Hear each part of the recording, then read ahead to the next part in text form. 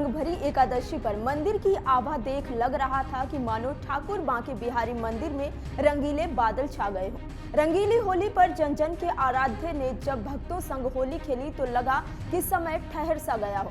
इस दिव्य होली के दर्शन के लिए साक्षी बनने के लिए देश विदेश से लाखों भक्त प्रेमावेश से लवरेज होकर अपने आराध्य के दर्शन के लिए पहुंचे। मंदिर प्रांगण में ठाकुर बांके बिहारी के गगन भेदी जयकारे लाडले के प्रति भक्तों की अटूट श्रद्धा बता रहे थे। अबीर गुलाल और रंग के ऐसे गुबार उड़े कि मंदिर की आभा सतरंगी दिखने लगे। बांके बिहारी का प्रांगण इन रंगों से सराबोर हो गया। मंदिर के पट खुलते ही जनसमुद्र मंदिर प्रांगण में जयकारे लगाते हुए प्रवेश कर गया। पहले सेवायतों ने रजत सिंहासन पर श्वेत पोशाक धारण कर विराजमान ठाकुर पर स्वर्ण पिचकारी से केसर निर्मित सुगंधित रंग को डालकर परंपरागत होली का शुभारंभ किया, जिसके बाद मंदिर प्रांगण रंग बिरंगे रंग गुलाल और फूलों से अट गया। मथुरा में होली की धूम है। रंग भरी एकादशी से आज रंगों की होली की शुरुआत होगी। ऐसे में बॉलीवुड की ड्रीम गर्ल कही जाने वाली और मथुरा से बीजेपी सांसद हेमा मालिनी भी पीछे नहीं रही हैं। वह भी होली खेलने के लिए तीर्थ नगरी वृंदावन के ठाकुर राधा रमन लाल मंदिर पहुंची। यहां पहुंचकर उन्होंने ठाकुर राधा रमन लाल के दर्शन किए और आशीर्वाद प्राप्त किया। हेमा मालिनी ने अपना भजन एल्बम लॉन्च किया है। राधा रमन मंदिर में पहुंचकर हेमा मालिनी ने एल्बम की पहली सीडी भगवान के चरणों में अर्पित की। उन्होंने श्याम रंग में मैं तो रंग गई और रंग छटा जैसे भजन गाए। उनके भजन सुनकर मंदिर में मौजूद भक्त झूम उठे। इस दौरान हेमा मालिनी भी होली की मस्ती में डूबी नजर आई। मंदिर में प्रसाद रूपी गुलाल को अपने ऊपर डाला। इस दौरान फैंस उनके साथ फोटो खिंचाने के लिए आतुर नजर आए। काशी में होली की धूम साफ तौर पर देखी जा रही है। होली के त्योहारों को देखते हुए दुकानों पर ग्राहकों को लुभाने के लिए अलग अलग तरीके के ऑफर दिए जा रहे हैं। इसी कड़ी में वाराणसी की पुरानी व प्रसिद्ध मिष्ठान की दुकान पर ग्राहकों के लिए अलग अलग तरीके का ऑफर दिया जा रहा है। आपको बता दें कि दुकान से मिठाई लेने पर ग्राहकों को रामचरितमानस देकर सम्मानित किया जा रहा है। वहीं दुकान के मालिक अभिषेक सिंह ने इस ऑफर को लेकर बताया कि रामचरितमानस को लेकर अपने देश में बीते दिनों से विवाद चल रहा है, जिसको लेकर हम अपने ग्राहकों के लिए एक अनोखा ऑफर लेकर आए हैं, जिससे कि लोग हिंदू धर्म को लेकर जागरूक हों और हिंदू धर्म को जोड़ने का काम करें। इस मुहिम के माध्यम से हर घर में रामचरितमानस पहुंचाने का संकल्प लिया है। 7 बार 9 त्योहार वाले शहर बनारस में रंग भरी एकादशी पर शुक्रवार को अनूठा रंगोत्सव देखने को मिला। शुक्रवार को रविंद्रपुर स्थित भगवान कीनाराम स्थली क्रीम कुंड से अगड़ संतों ने विशाल शोभा यात्रा निकाली, जिसमें हजारों की संख्या में लोग नाचते गाते नजर आए। भक्तों ने बाबा की अगवानी में काशी की गलियों में गुलाल की होली खेली। विश्वनाथ गली में अबीर गुलाल की बौछार से लाल हो गई। माता गौरा के गानों की बारात पहुंचने के साथ ही रंग भरी एकादशी पर उल्लास काशी में कण कण में छा गया है। घरातियों ने दूल्हा बने बाबा विश्वनाथ पर ठंडई और गुलाब जल के फुहार की, फल मेवा और रंग भरी ठंडई से आवभगत किया। वहीं शोभा यात्रा के हरिश्चंद्र घाट पहुंचने पर बाबा भोलेनाथ और मां पार्वती जलती चिताओं के बीच भस्म की होली खेलेंगे।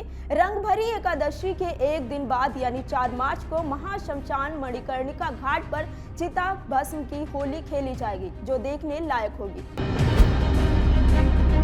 बीच सड़क पर जान को जोखिम में डालकर स्टंट करने के वीडियो अक्सर ही वायरल होते हैं। कई बार स्टंट के चक्कर में हादसे भी हो गए, लेकिन बावजूद इसके बहुत से लोग खतरनाक स्टंट करने से बाज नहीं आते।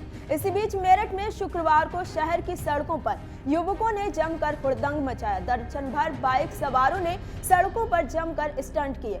इससे शहर में कोई बड़ी घटना हो सकती थी। सवाल यह है कि अगर सड़कों पर स्टंट किए जा रहे हैं तो ट्रैफिक पुलिस कहां गायब है? क्या ट्रैफिक पुलिस अनदेखी कर रही है? दरअसल खबर है कि स्कूल की छुट्टी के बाद बच्चों ने बाइक से एवच चौराहा स्थित सड़क पर जमकर स्टंट किए। इस दौरान युवकों ने सड़क के बीचों बीच जमकर हुड़दंग मचाया, लेकिन ट्रैफिक पुलिस तमाशबीन होकर देखती रही। ऐसे सवाल ये भी उठ रहा है कि अब ट्रैफिक पुलिस का चेकिंग अभियान कहां है? बरेली के मीरगंज के एक मैरिज होम में शादी समारोह के दौरान हुई मारपीट का वीडियो जमकर वायरल हो रहा है। घटना 27 फरवरी की रात की है। रामपुर के मिलक से मीरगंज से बारात आई थी। मैरिज होम में बाराती और घराती खाना खा रहे थे। इसी बीच एक बाराती ने एक साथ 2 रोटी उठा ली थी। ये देख एक महिला ने उसे टोक दिया। महिला ने कहा कि यहाँ और भी लोग हैं। इस बात पर कहा सुनी हो गई। बात इतनी बढ़ गई कि मारपीट हो गई। महिलाओं ने भी बारात में आए युवकों को झाड़ू से पीट दिया।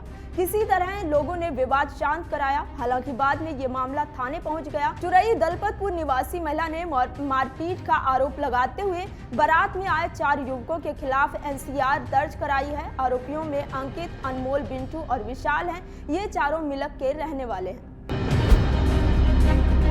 बरेली के इज्जत नगर क्षेत्र के मतलकपुर का निवासी 20 वर्षीय अंशु अपने दोस्त चंदौसी निवासी संजय के घर किराए पर रहकर पढ़ाई कर रहा था। दोनों दोस्त बाइक से सुभाष नगर क्षेत्र के राजकुमारी इंटर कॉलेज में हाई स्कूल की परीक्षा देने के लिए शुक्रवार सुबह स्कूटी से घर निकले थे।